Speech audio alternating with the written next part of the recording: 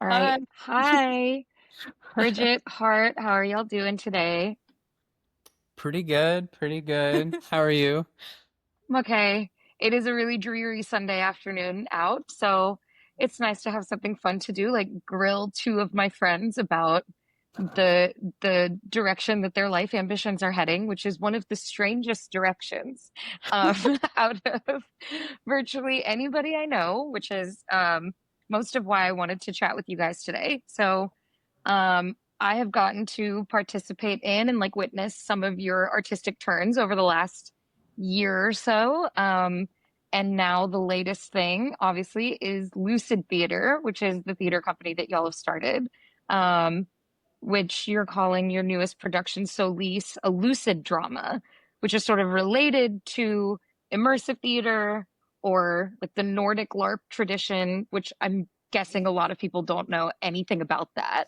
And I don't know that much about it. So I would love if you guys would explain to me what the hell is immersive theater and Nordic LARPing, and how is lucid theater different and why? Like, why are you choosing to go in this direction? hmm Do you want to take that one first? Sure. I mean, so immersive theater is a style of theater where there is no stage or no proscenium, as they call it in fancy Latin, Mm. and that the audience and the actors or the set, there is no barrier in between. Like there's not a separation between the seats and the stage, and so the set is all around you, and the actors could be right in front of you, potentially even touching you if it's that kind of production. And LARPing is sort of maybe an offshoot of that in a way, but also an offshoot of like D&D and role-playing games in general, where you're sort of a character in a story and there's no audience at all because you are both the actor and the audience. And yeah, no one is watching you. The set is all around you like immersive theater, but you have a direct influence on the outcome of the story. And there are different kinds of LARPing.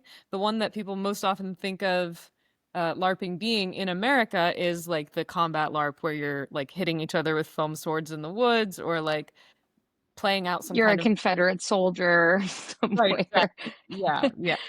Um, but Nordic LARPing was developed as something quite different from that, where it's more about like the psychological depth. It's about telling a story, and it's about really being immersed in the world of a character. You're not really like playing out a battle or anything like that.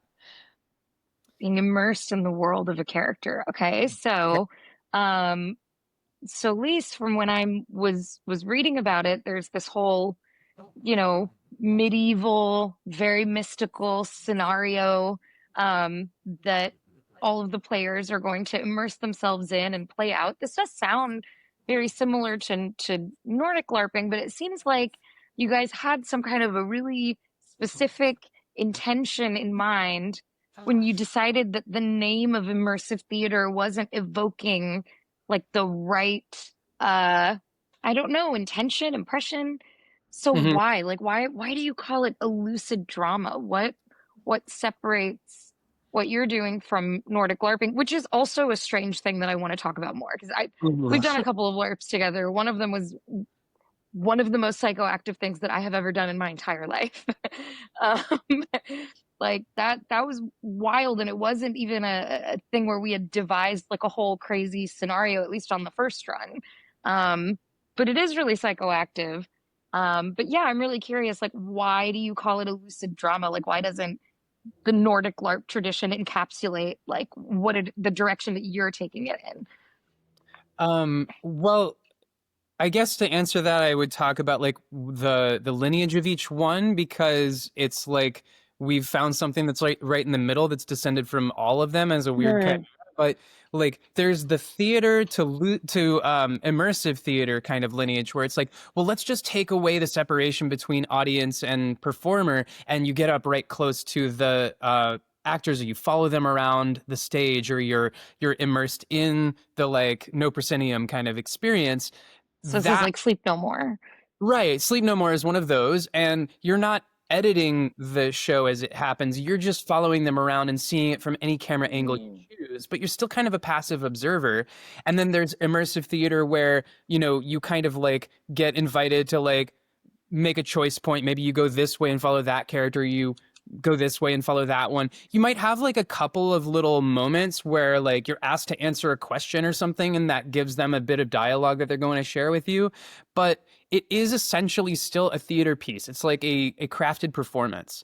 And then LARPing or live action role playing really emerged more from like Dungeons and Dragons or from tabletop role Hmm. playing, where people were like, oh, we're often like talking as our characters when we're playing out this game. What if we stood up from the table and just like played this out instead of rolling dice and being here around a table to make all the drama happen? And so that's a little bit more from the gaming world, where people are less concerned with like, does this story arc finish somewhere beautiful, or does it go somewhere where we wanted the climax to happen here and the whatever? We're going to just get in the car and see where it goes.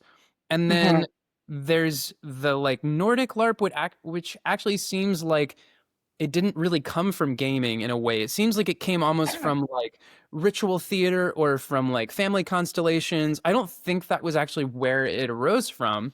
Um, but it does that sort of thing. It does a kind of inner work style introspection thing where you're like deeply immersed in character, and it's all about your internal experience and your expression of that experience in the world. And Hmm. we like pieces of all three of these different corners, and ours is kind of located in the middle. And so we wanted to call it something different because it evokes like a really like confusing thing if we call it immersive theater and people are like, all right, cool, perform it for me, and we're like, no, your turn.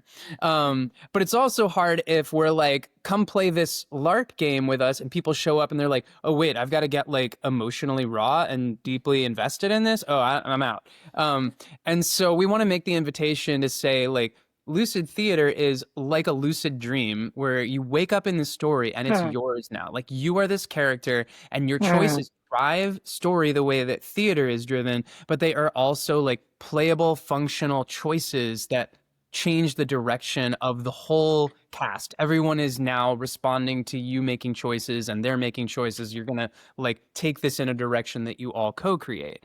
Um, Which is and a lot more like real life. it feels that way. That's Yeah. Yeah. It really feels like out of all of these, this one feels the closest to real life for me.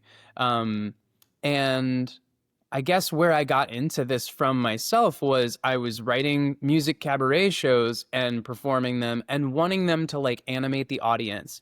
I wanted to basically invite the audience to like switch on and make choices and get involved. And the best I could do was invite them to sing along, and like 20% of them would. And I was like, this is really dissatisfying. I need to do some hmm. art form that really calls people into action and gets them engaged in making something creative while I like hold a container or like offer something creative.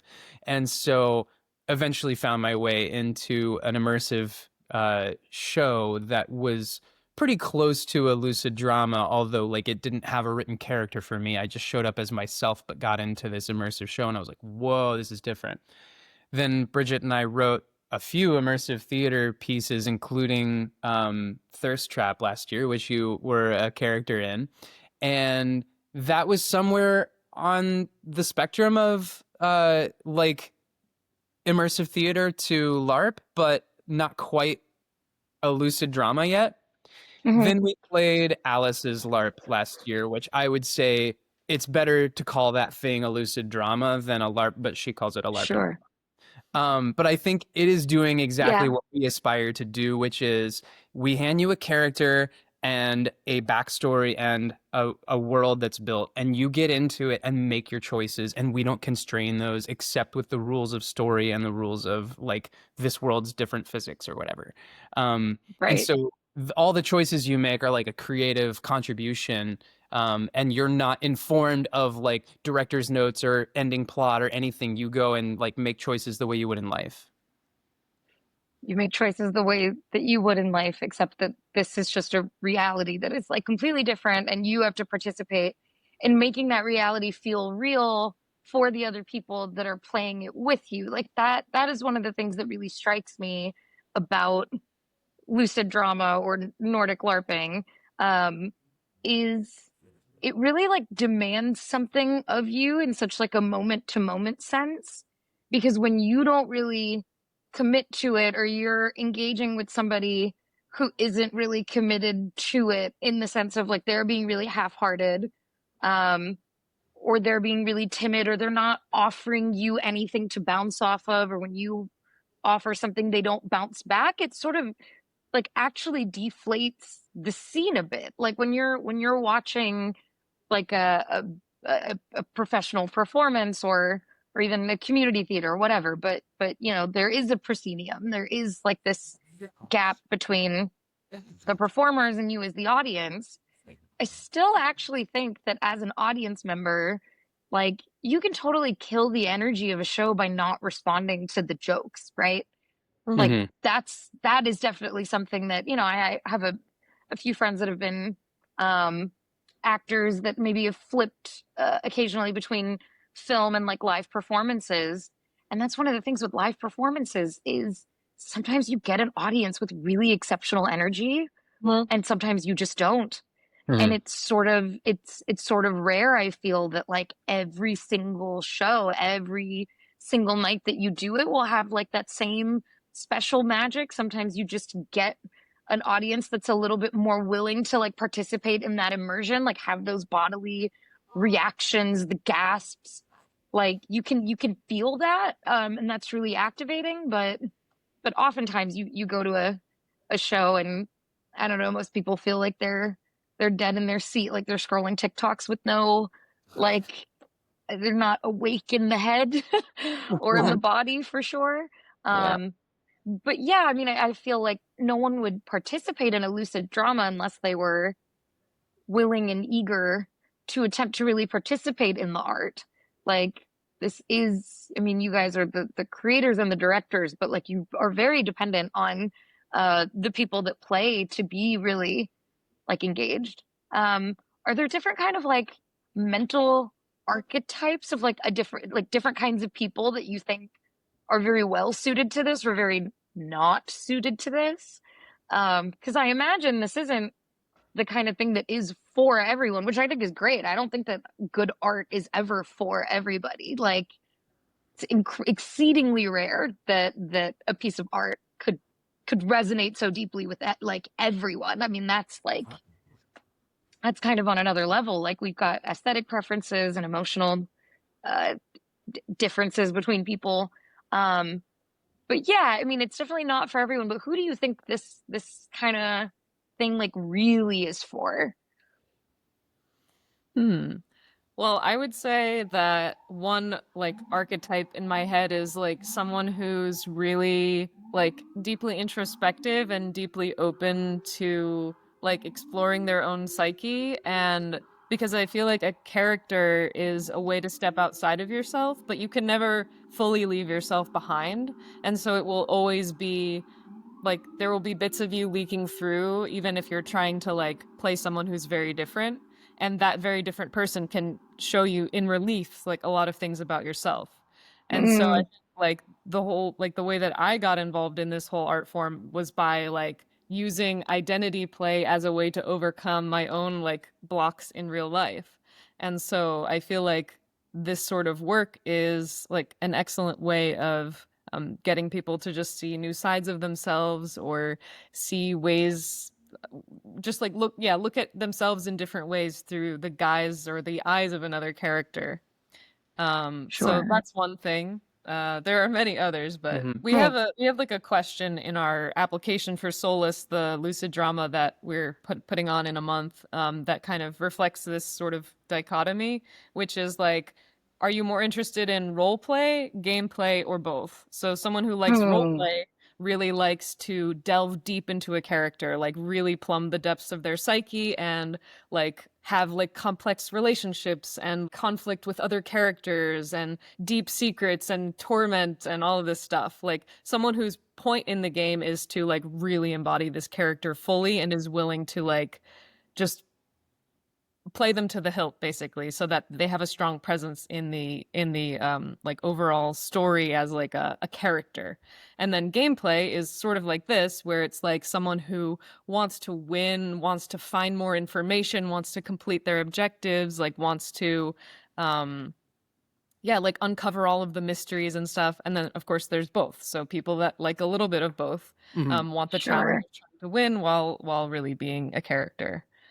There's Sure. also a thing we've done strategically with this game where um, every person comes in with objectives, even if they're kind of like written as this is a deep lore character with like an emotional struggle. And the main thing that this person will probably get out of it is like learning this character's emotional struggle and fully immersing in it.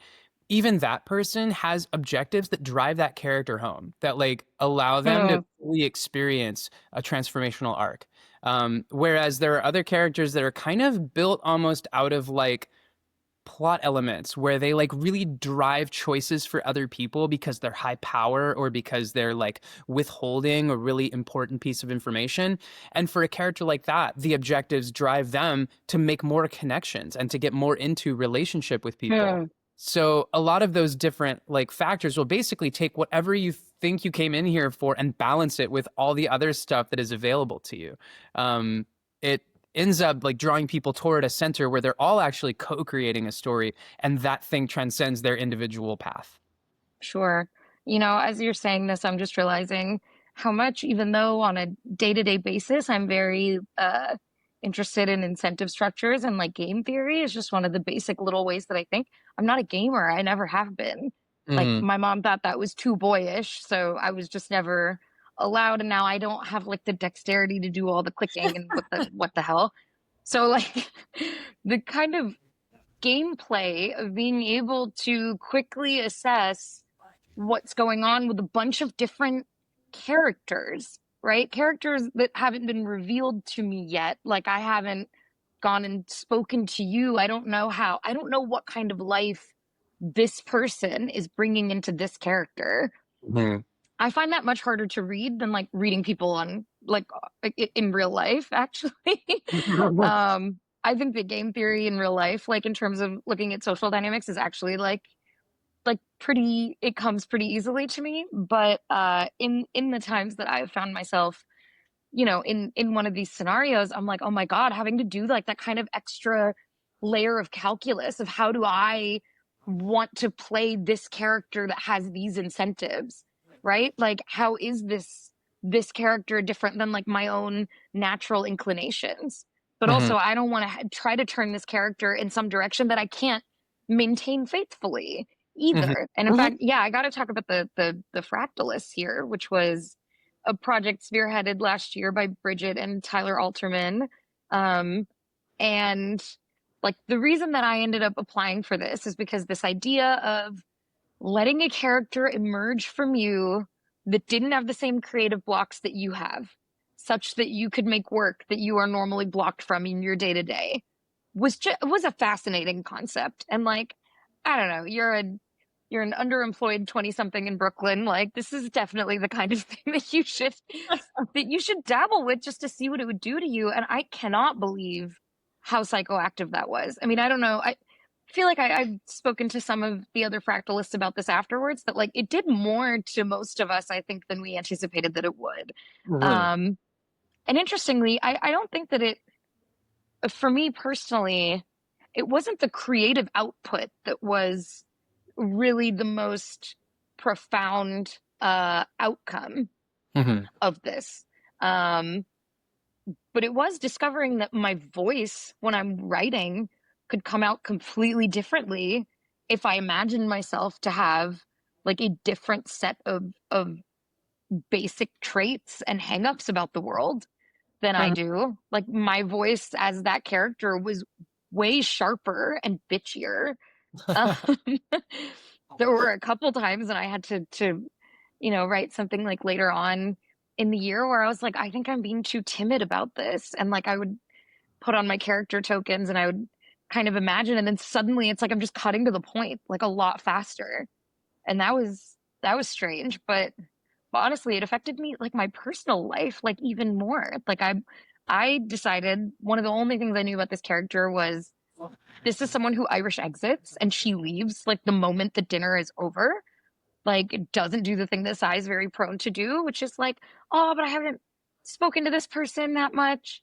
And like, what if they feel badly that this is the third function that I've been to and I haven't given them any attention, and I'll do all these little like social things and I'll stay and then I'll go home tired. And instead it was like, I like being by myself. I'm out. Goodbye. Uh-huh. um, so I started with that. And Mm-hmm. then as time went on, I realized this character I like had in my mind, I was like, I don't think that my character dates men. I was like, I don't think that my character dates men. And so my character came out definitely a lesbian, but in kind of that political way where it was like, no, I just don't, I don't center men in my life. I get along with them, but like I'm definitely not trying to create like a partnership with them.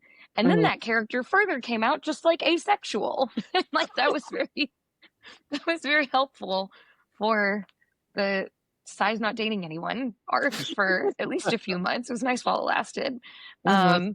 But that was really fascinating because it felt like it integrated so much into my personality just to like speak to other people who were speaking to me as though I was that character, Mhm. reacting to these other people the way that my character would as a situation comes up. Like it's not Sai's voice, and that voice became like more and more natural over the course of like the week that we lived in that character. Mhm. And that is crazy. The human beings are so suggestible, so Mhm. suggestible. And I mean, it's kind of hard to say. I've had a year where a lot has changed internally, externally in my life, but like I think that there's still like some pretty distinct threads of my personality that are different than they were before like participating in that. So I guess, what was y'all's experience of doing that like, and how has it informed like the other, immersive and lucid drama um directions that you've taken since then? Like how did that affect you? And like, don't you feel like you're playing with some crazy like like psychological weapons here with this? Yeah, in some ways. Yeah. I mean, when I came back from the Fractalists, there was like the morning after, or like 2 mornings after, I was like looking in my closet and I was like, whoa, I have to like actually think about how Bridget is going to dress, because for the past week I've been dressing as V, my character, and like it was a huge moment of like, whoa, like my normal identity is just as constructed as V is. It's just constructed over a much longer period of time, and I'm much Mhm. in the habits of that identity. So yeah, it can be like quite psychoactive and quite it can be dangerous if you don't know how to like put back your old identity. Mhm. And yeah, this is something that like a lot of Nordic LARP traditions actively like discourage. Like there's a lot of safety mechanisms in place for like discouraging bleed, which is the term for like your character and your real life blending together. And they Mm, also tend to discourage like um I forget the term for it, but it's like when you go out into the world as your character, and it's like you're merging the two worlds instead of like having Mhm. in a container. And we kind of like broke all of those rules, A, because we didn't know the rules to start with, and B, because we actually wanted the bleed to happen. Like we wanted the right. character's abilities to like affect us in our real lives. And I think that this is such a powerful tool that like it's worth exploring with some safety measures in place. Like we have the character totems, which enabled us to sort of like click the character on and then click it off when we needed to. So just having those like boundaries between, okay, I am my character now and I'm not. And that's why it's Right. important to sort of preserve the sanctity of the totem, because like if you're sort of mixing totems, you're sort of mixing your identities in your head. Um, and so yeah, we do care about the safety of like making sure that people aren't like don't know who they are anymore after this LARP, but we also are interested in exploring the extent of how far this can go and whether you can actually like learn new skills or become the person you want to be by using characters to sort of like stretch yourself like a rubber band into a different self. Mhm. And then Right. you snap back with like a little bit more looseness in the rubber band, a little more give in who you are. I do think that there's this way in which who we are is so largely just like muscle memory. Mm-hmm. Um, Yeah. like, I mean, they talk about, oh, trauma stored in the body and whatnot, but it is, and so are our habits, like our proclivities, our preferences, our you get a little bit irked by something, triggered by something, you go into this like internal freeze into a shape that you're already familiar with. Uh-huh. Um, and I think that, when people talk about holding space for people's emotions, I really think that when that's done effectively, it's almost like sharing nervous system capacity, which takes like quite a lot of like attunement that you ideally are able to do this like with a therapist. I don't know what the point of a therapist is if they can't do do something like this, but sometimes you can have this happen with a friend, and I really feel like the purpose of that is in that moment when you're like rubbing right up on or clashing up against something that is sending your body into the kind of panic where normally you would just shut down, like you would go back into like this kind of tense posture and you can't do anything. It's like this other person is sort of supplying like that grounding so that you can explore like a different internal move, and that when you feel that sense of safety in the face of whatever existential despair, angst, fear, whatever, then it's teaching your body that that new possibility is like available to you.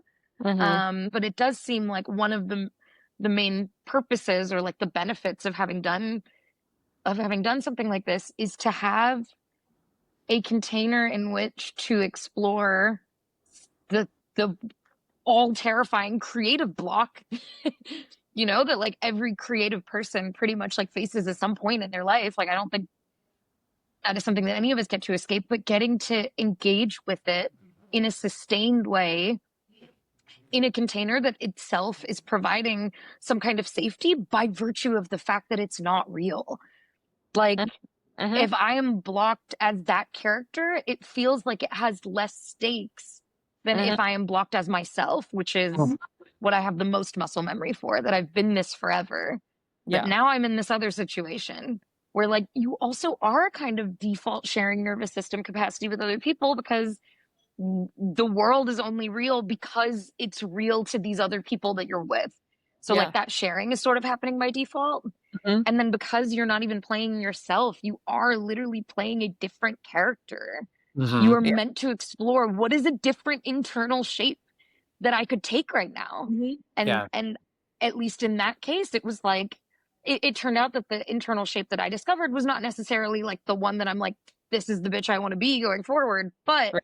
there were pieces of that that were really useful that I would never, I don't think, absent a container like that, I don't see myself ever like actually like sitting down and like exploring like a different way of relating Mhm. to like whatever it is in my life that Mhm. is causing me like that moment of panic or that moment of shutdown when I'm sitting down to write something. Mm-hmm. Or even the different internal shape to be like, yeah, we said that we were gonna co-work and then get dinner, and dinner was gonna be done at 10 and you can leave at 10, and it was a new internal shape to be like, it's 10:03, so I need to go home.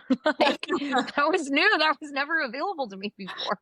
Yeah. Yeah. Like it that might be one of the most beneficial like practical things, honestly. um so yeah, I just find it like, why do you think that it's something that is so like not typically done by people? Like it's a weird thing to do. Like people have kind of okay, LARPing, like the name LARPing, has not been helped by the guys on the battlefield with their Right. Right. fake And guns. it's also just It used is not. as a pejorative in general. Like people will say, like, "Oh yeah, they're just LARPing" to describe like derogatorily unserious play or something. And that's another Yeah, reason we wanted to get away from LARPing is just that like yeah, it shares too much space with like negative portrayals of what we're doing, and like also it will never advance as an art form if it's called LARPing because the name sounds gross.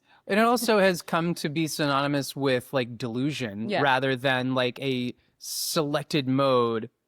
And so like when people are LARPing pejoratively, they're like in denial of something. They're in denial of their Mm. history. And we're like, no, we're fully embracing that like we're entering a tunnel of non-reality in order to engage with another side of ourselves that is still a reality. But like um to your question, like why are people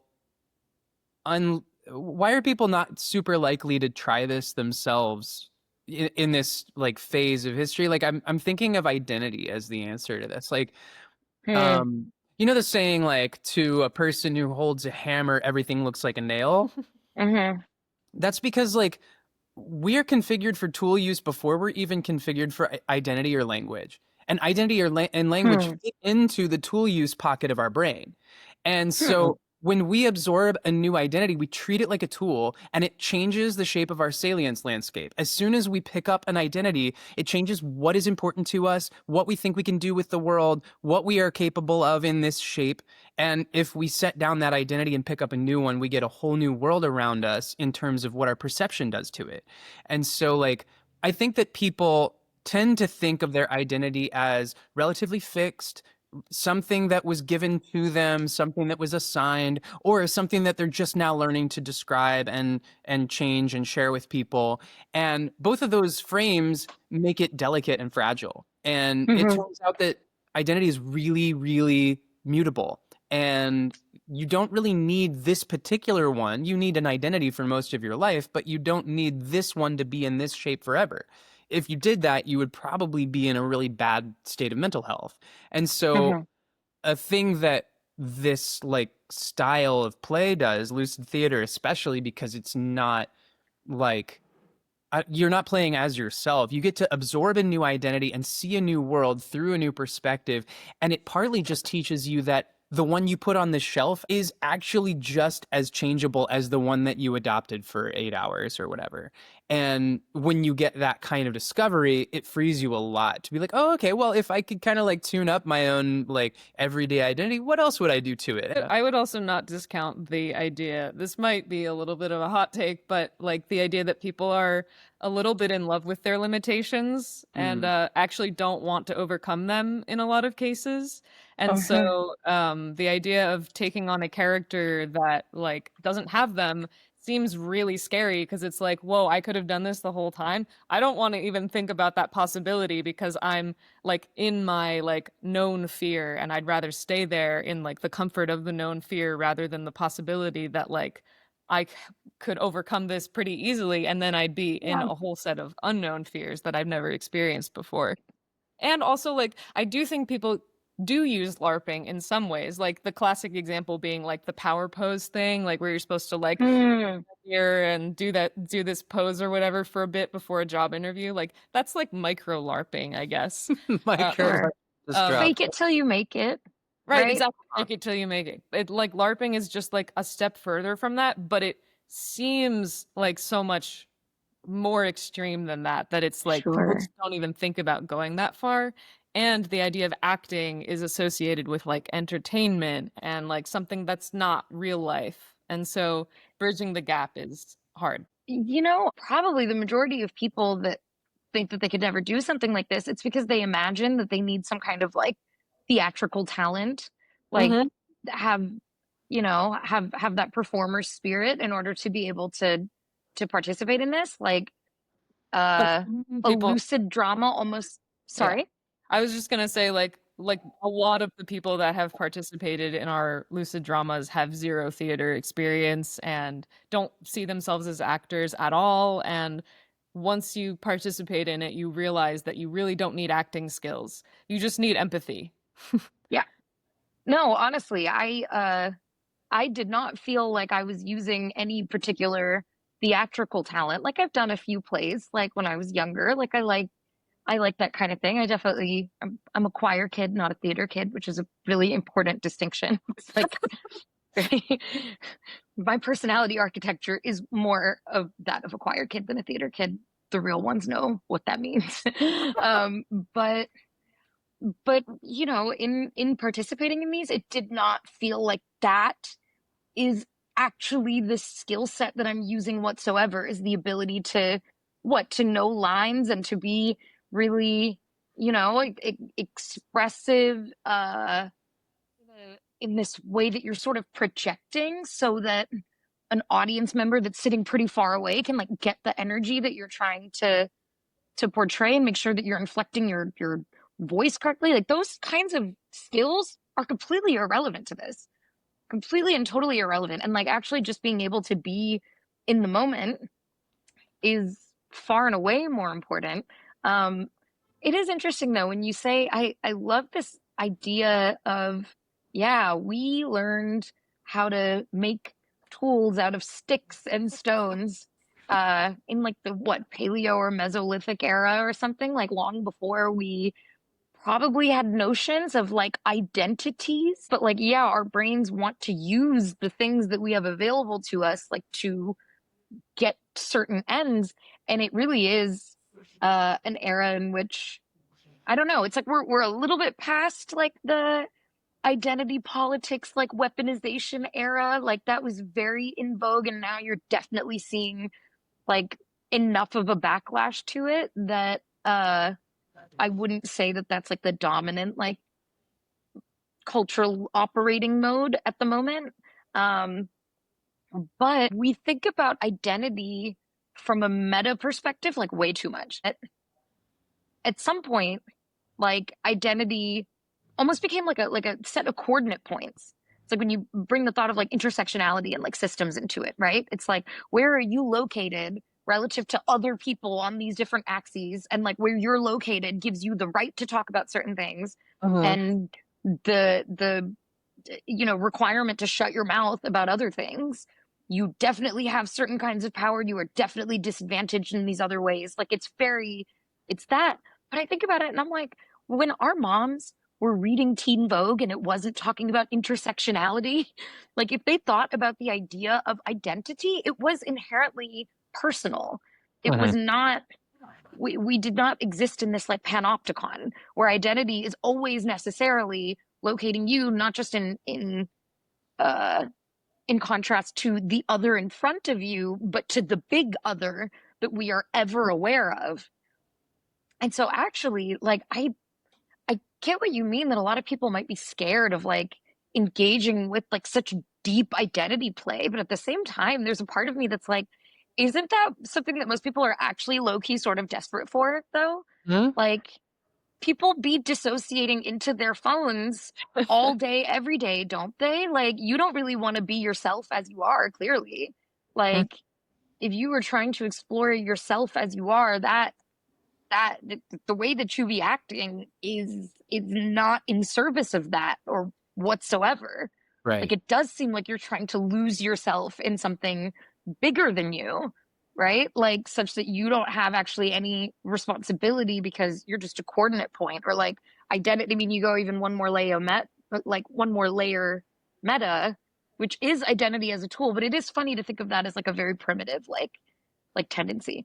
But anyways, I think it's super valuable, and I have this funny suspicion that given that the people around us in general tend to be a little bit at the bleeding edge of culture, and I'm seeing more and more people get interested in this, I actually really suspect that there's going to be a bit more of a wave of like lucid drama, LARPing, immersive theater, like different forms of it. You can do like all kinds of different gameplay with it, like whether you want the game element or the role play element to be more important. Like it's a really good bonding exercise because it just snaps you out of normal life to like such an extent. I think that people would really benefit from attempting to make friends through like immersive experiences like this, or take their friends on immersive experiences like this. Like I'm hoping that some of my friends also are going to end up, I'm sure some of my friends will end up doing SOLIS, but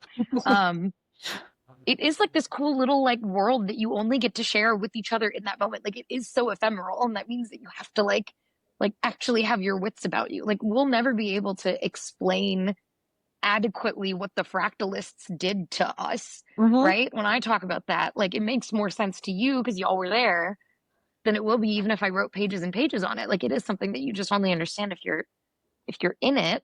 Yep. And I do think identity is the same way, right? It's like your identity has to be tested. And this isn't something that you can just sit and like theorize about. You can think that you're going to be the kind of person that would react this way to that, but you don't know until you're in that situation. Anyway, that was just all the thoughts that I had. I wonder if you had any threads that you wanted to chase down. One thing that came to mind just now as you were sharing that was like that, like when I was leaving Fielding's Hollow last year, Alice's LARP, and had only experienced that one time in my life. It was like I've never been given that much free reign over someone else's story, and I've never been able to like explore a fiction from the inside of it as it happens. And I was like, this is my new favorite way to experience fiction. Like I'm done with binging TV. Well, not done, but I'm like, if binging TV is like here, then this mode of experiencing fiction is here for me because it can change me so deeply. And I'm for the same reason, like when I go to an art museum and I'm looking for like the painting that I want to like really sink into, it's whichever one of these is going to make me feel most different when I walk away. And so like I'll see a painting and be like, all right, yeah, cool, that feels, and then I'll see one that's just like, welcome, come in, and I'm just like, oh, let's dive into that thing, and I stand in front of it until like tears are welling up in my eyes, and there's something about me that feels like a new person when I walk away from it. And that's what we like felt after Fielding's Hollow, and that week we started writing SOLIS, and we were like, we started with like, what kind of world do we want to live in? What kind of world do we want to experiment in? What do we want to like welcome people into and surprise them with? And so we started building from that ground, and it became something where like every new character that emerged to put into that story was like, oh my God, look what this does to this world, and look what this world does to this person. And it was about the process of going through change. It was like, we really want the art piece itself to be about the transformation you experience in it. That honestly, that idea of like being changed by fiction, I've been on a little shtick in my head lately about how bad short form video is for like our general like information diet, because it is just so locked in the moment. There's nothing greater than that.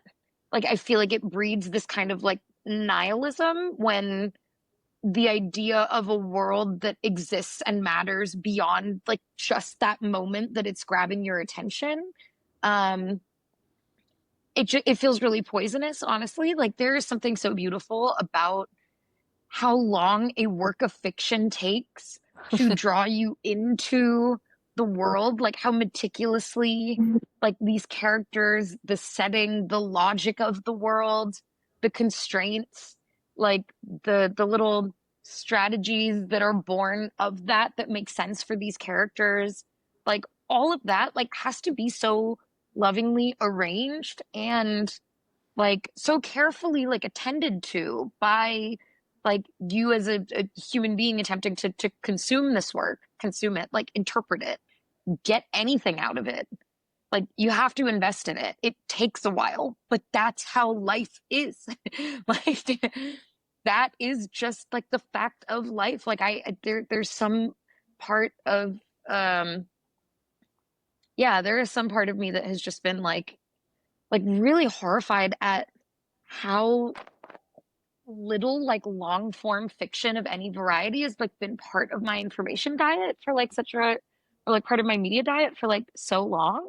Well, don't worry, we have a 20-page character sheet for you to read before SOLIS. Good. Give me homework that I have to actually like struggle with a little bit in order to get something out of it. Like that's even how school is, right? Like I work with, I have been tutoring like a 13-year-old lately, and the other day I realized I was like, your fundamentals and a bunch of things are just like kind of weak, but at least I'm catching this when you're 13. Often I'm discovering this with 16-year-olds. And at that point, it just feels like it's a little late. Like there's not much I can do. I can do something about it when they're so young. And I just gave him worksheets that were so much of just like little rote practice. And I, for years, was like, oh no, you totally shouldn't ever force kids to do that. And I'm like, no, you know what? The reason that I continued to be good at math is because I did enough rote practice Mm-hmm. that I understood how these things go without thinking about it whatsoever. That doesn't mean that I'm only doing it because I memorized it. I'm doing it because, again, it's like a muscle memory thing, right?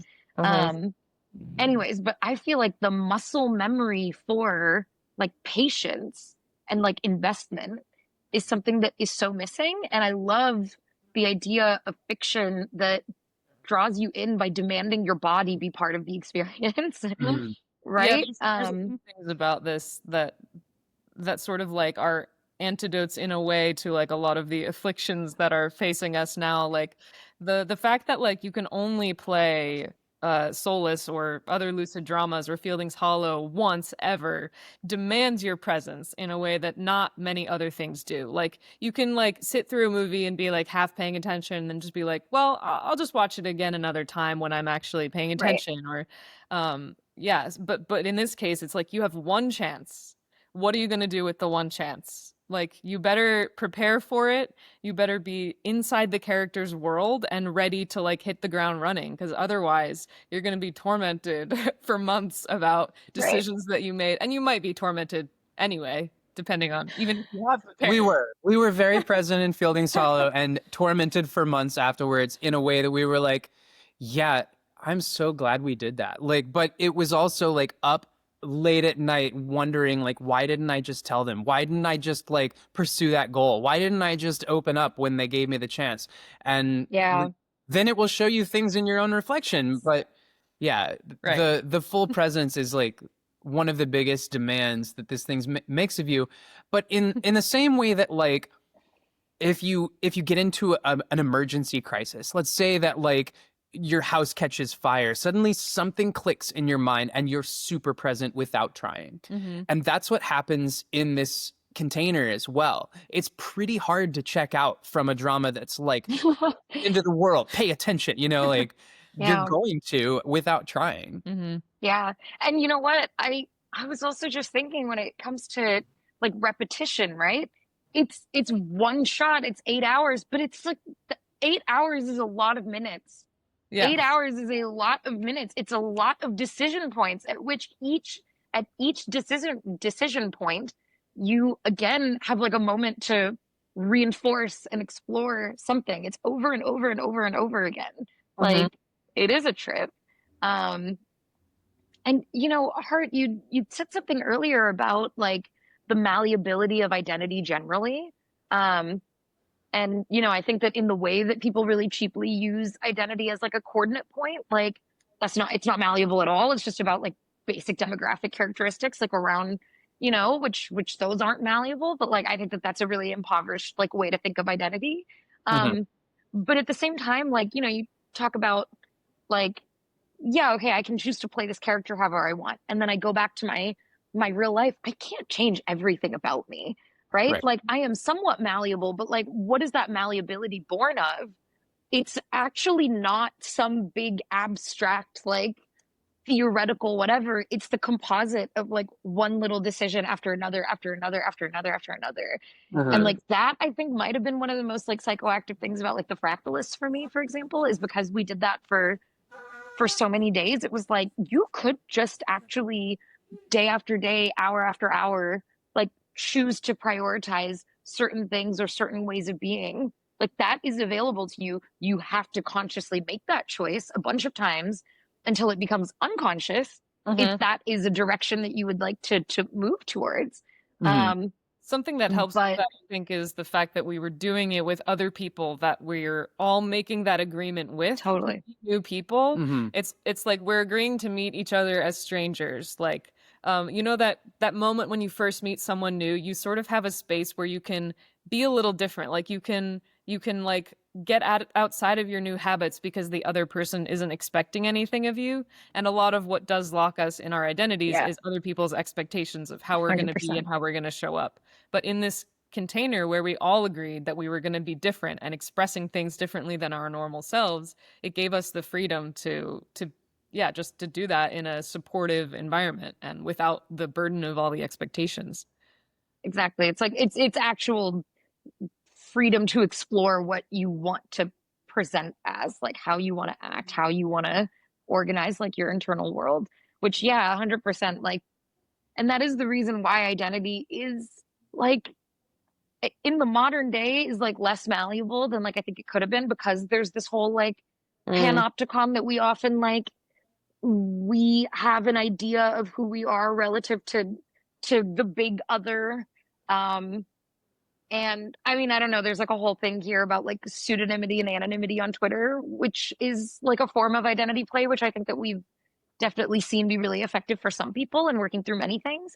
Um, but that's kind of that's like a whole nother tangent, because it is disembodied, but then a lot of us are friends with the people that we met, and that's kind of a funny negotiation. Like, actually, I'll just get it since I'm already talking about it. One of the things that was really fascinating for me once I started becoming friends with people in real life that I, uh, was mutuals with on Twitter is like, I would be tweeting stuff that I would not be saying to people that I just met at a party normally. But then you're bumping into these people as at house parties, knowing that they may or may not have like seen this like really emo thing that you tweeted, and it was just sort of fine. Like it didn't matter. It didn't mean that they were going to treat you any differently. And like that in a very visceral way is like super freeing. Mm-hmm. Because then I think it's sort of like you end up in this like disconnected way, having this experience of like, actually that thing that I said is totally fine and I'm not going to be ostracized for it.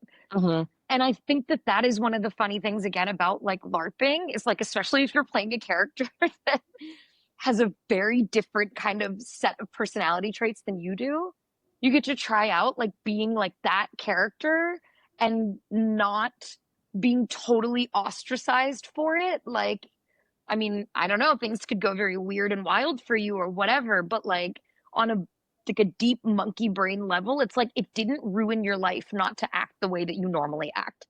Yeah. Like, and I think that that's a kind of a wild benefit. In a way, I don't know, it's just you just don't get that otherwise. Because we have this like onboarding process that we take people through, and one of the parts of that is for everyone to see everyone else make the agreement, like, I am going to commit to this character fully, and when we're done, I'm going to drop this character and their memories and grudges completely. So that means Yeah, the container and everybody feels the safety to like go to the like, complete extreme of this character's world and not fear that, oh, when I do this, you're going to think I'm a mean guy, and then weeks from now not trust me with like the agreements we need to make. Instead, it's like everybody gets to full spin, and that creates a whole lot of like an unexpected kind of safety. That's not the safety of, like, I won't be hurt here or nothing's going to challenge me. It's the safety of like I can go to my limit and I know that this can hold it. right. That makes a lot of sense, especially when you're playing maybe with like a few other people that you've known before. Like, when you hang out with a high school friend for the first time in ages and then you're just talking like you were in high school again, it's like people will um bring out what they're expecting like in you. Which it's funny because as a pseudonymous poster, like at some point like the bit becomes you. Or it can become you, and like you can choose to not lean into the bit so hard, but then your account like won't keep growing it to the extent that it could if you would just like totally let yourself be subsumed to the bit.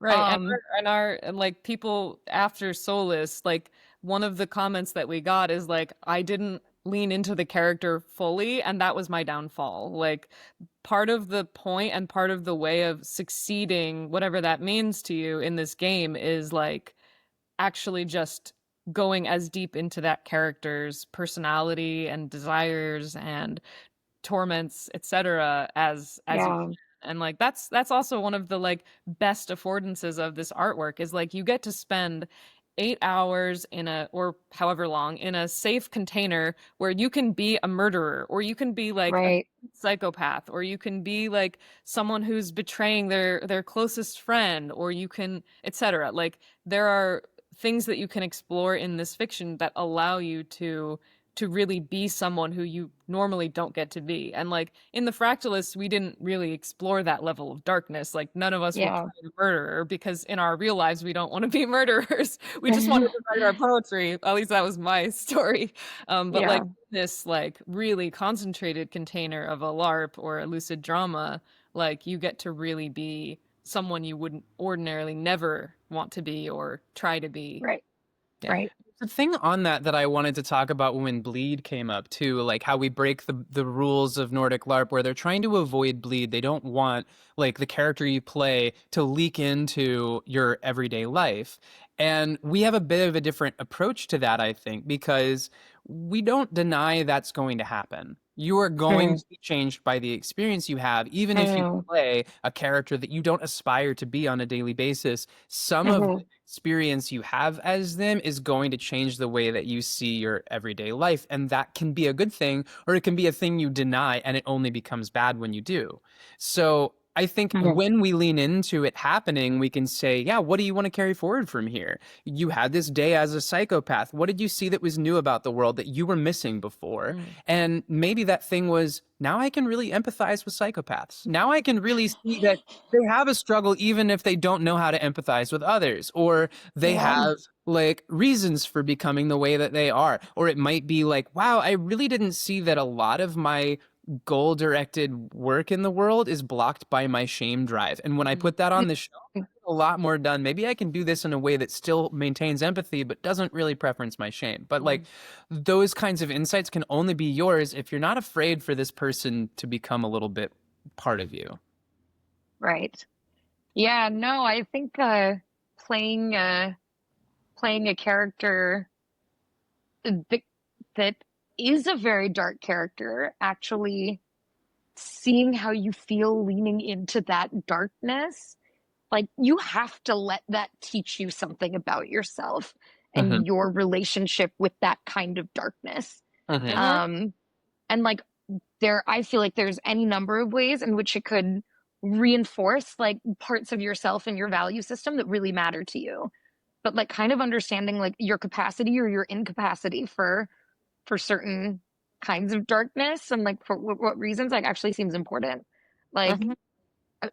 personally, like I wouldn't be all that surprised if I attempted to play a psychopath, got really into it, was pretty good at it, and then realized like, yeah, you cannot let yourself go in that direction. There's a reason that you have certain principles. You know what I mean? Like that kind of thing. This is not me saying that I think I'm a psychopath. I actually genuinely like don't think I am. I think I'm way too soft. But yeah, I mean I think that I am always pro forcing a confrontation with your values, investigating it, and then like building that shit back up brick by brick, than like leaving it untested.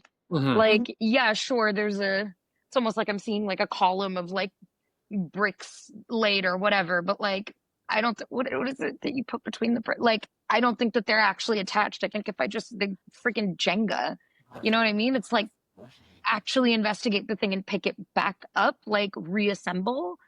And I think that just like the experience, it's sort of like doing a psychedelic that like takes all day, Mm-hmm. right? It's like if you take a strong enough dose, you lose like that continual connection to like your sense of self for long enough that once you sober up again, you have to like let that kind of thing like seep back into your system. It's like a turn the computer back on and off again, like a little bit, but like for your internal world a little bit. And Mm-hmm. this is like another way to do that without the drugs.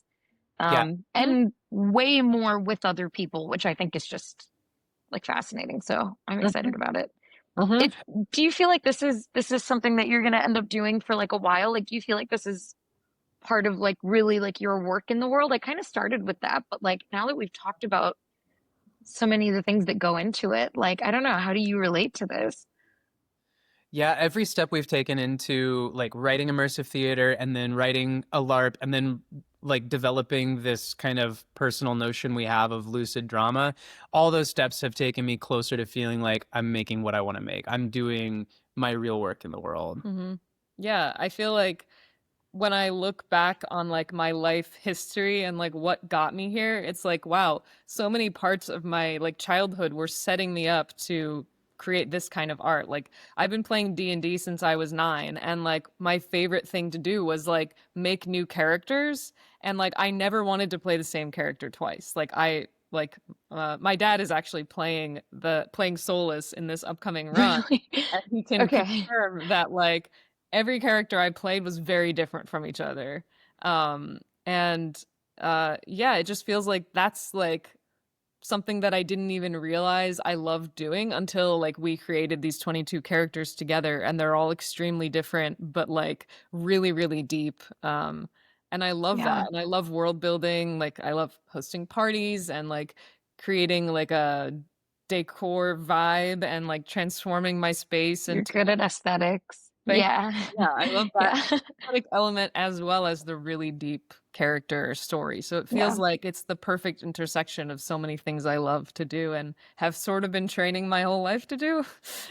You know, it's funny. The same thing for me when I was like 4 or 5. My favorite thing to do in the world, my favorite way to play was get together with my sister, get stuffed animals as the actors, and just like role play entire narratives that would take all afternoon. We would just be so immersed in that like we lost time, and it was all just like kind of playing out their little social dramas.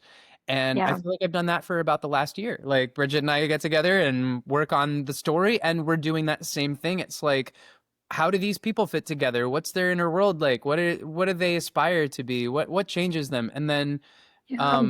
I feel like a lot of other departments of my life like land squarely in this same bucket. Like I've spent, 10 plus years as an educator, and this feels like a way of like inviting people into their higher selves and like getting them to experience something firsthand that they couldn't just, get from like a reading or a transmission. And it feels like it's also putting together like a lot of like big picture design kind of stuff that I like to do. We like world building is like thinking really big picture about what contains all 22 of these people, what Right. makes their world fit together. So like it's all the different kinds of fun I like to have and all the different kinds of good I like to do like rolled into one offering. It feels really good. It just occurred to me that I could have grilled you for a half hour on how you come up with all the characters itself, and I kind of wish I'd done that, but I actually have to run. That's proprietary So, anyways. So Yeah, we actually won't yeah, like be how able to tell you you all your that much. exploration. No, I'm gonna grill you on this some other time because this idea of world building is so fascinating, like how you actually interweave them to each other. Oh, but you know what? I really can't ask you that about this because then that would take me out of like being able to play it like after innocently, I you've think. played it, we'll open the hood, After we played it, see how the engine runs, we'll and you talk can about it. hell yeah, let Okay. me write one of these. Okay. Okay, cool. Yeah. And I just got to say honestly, like, spending a lot of time on Twitter and it's like one uh automate this AI agent that, like, after another, it's really I'm really heartening to actually see like smart interesting people that care about like humans actual experiences development, like they think about art and are like committing to trying to create something like pretty new in the world that very meaningfully like touches other people that actually literally has nothing to do with the computer. It's like very refreshing. So We love not And having anything to do with a computer. yeah, real. Okay. I do gotta run, but thank you guys for talking to me today. This was great. thank Thank you so you. Yeah. much. Okay. Bye, Bye. Si.